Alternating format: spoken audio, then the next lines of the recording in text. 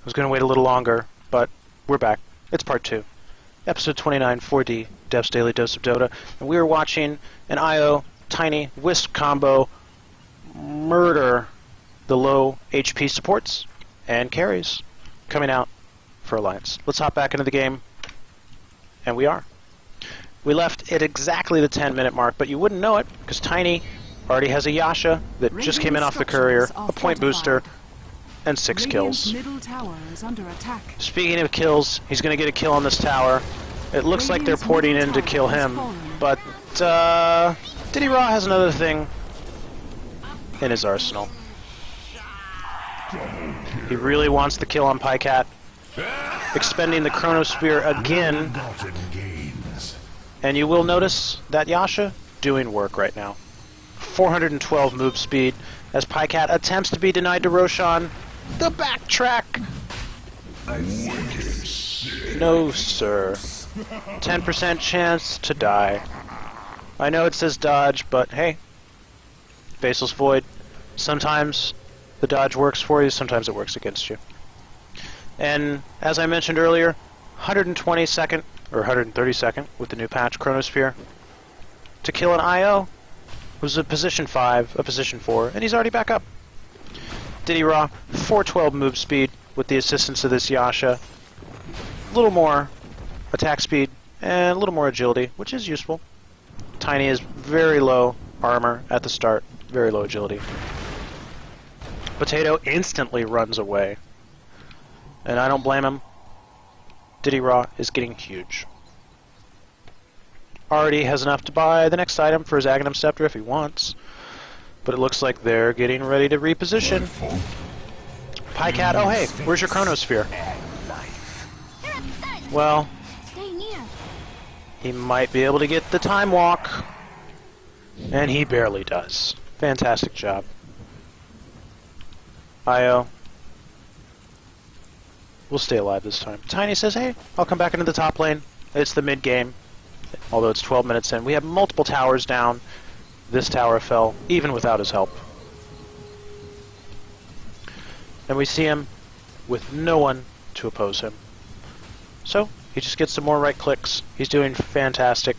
50 last hits, even some denies as well with this high attack damage. And you see it, picking up the Ogre Club. That's going to be coming out. Also switching over to Power Treads, just doing a little bit of toggling to maximize his mana regen when he needs it. Maximize his last hitting with the strength as his primary attribute. And with 412 move speed, he has no problem roaming into the forest. He may even choose to use Avalanche, because it looks like Wisp is ready to assist him again. 146 damage when he Power Treads his main attribute. Over to strength. And IO, he's here. Ditya says, I'm ready. Can we go? You want to farm creeps? No problem, man. Meanwhile, there's a fight in mid lane. Lion, with the help of a Sunstrike, will secure a kill on Earthshaker. Earthshaker's a little underleveled, so it's to be expected. But Ditya using this time just to farm up the jungle, saying, hey, I got a point booster, I got an Ogre Club. 2,000 gold is all I need to complete that Aghanim Scepter. Dust coming out. But Relocate is ready. So if there is an opportunity that arises, they can instantly move and capitalize on it. Especially with this growing mana pool, you'll notice it's already up to 514. What started out as 200. His 1.6 gain is upping the mana pool, but also that point booster. Very key for an early value item. The Yasha, a bit more interesting. If he did not have that, he could already have his Aghanim Scepter, but yes. I like it. I like to see some variety. I like to see a little different styling. Cookie cutter builds are common for a lot of heroes. But Ditya, he's making it work.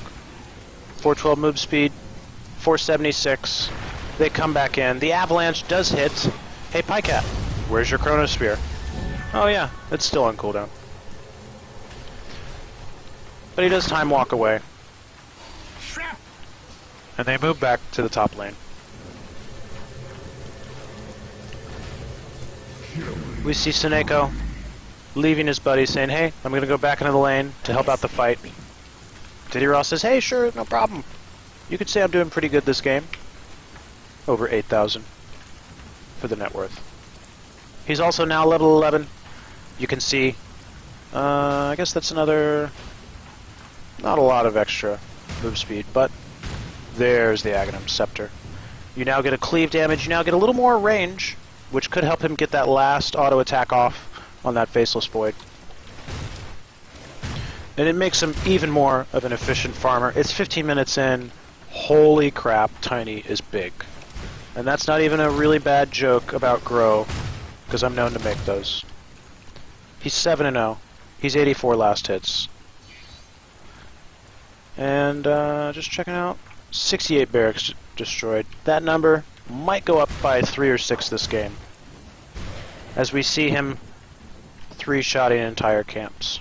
Probably going to focus on this Conqueror and just let the cleave damage kill the much lower HP Centaur. And you hear the sound. That's Pycat dying. And Ditya says, oh hey, a tower. That's convenient. They're going to fortify. I'm not sure that's going to help here. Io says, I'm going to go ahead and return top. Ditya probably didn't hear him over the sound of his massive damage. 212. Sure, it's kind of slow, but with the gear he has with the Yasha, 1 second is basically 200 DPS. Add in what we talked about earlier, which is potentially 300 plus 300 damage, and Ditya is a beast. Io, not even needing to help him here. Ditya farming the enemy's jungle, using his throw to just get some extra DPS. He's up to 600 mana. What started out as a mana issue is now no big deal. He can use his combo at will, even using the throw consecutive times. He's up to almost 2,000 gold. After the Aghanim Scepter, we usually see heroes pick up a Hyperstone. We talked about the attack speed deficit that Tiny has punished. You see it, attack speed loss. Well, that can be greatly negated with just a Hyperstone. And it easily transitions into an Assault Cuirass if you want some extra armor. I've even seen a Mjolnir, but probably an Assault Cuirass. Speaking of things I have no idea how to do, Io. He's coming back into lane. Ditya farming at will. J4 has taken up the middle lane. And we see Ditya just running roughshod over the jungle.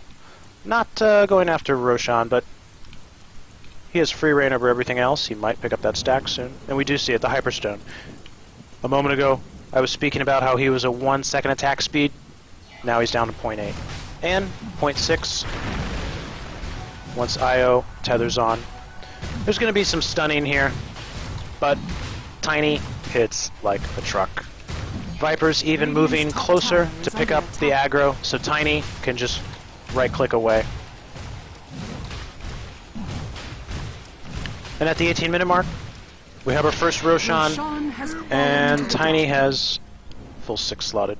Sure, that's a Quelling Blade, but hey, you wouldn't be able to tell it from this 10,000 net worth. It's the 18-minute mark, so we're going to take a break after that first Roshan.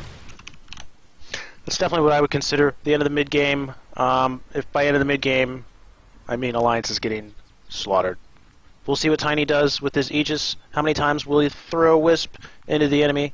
How many times will Pycat have to Chronosphere defensively? Find out after this break.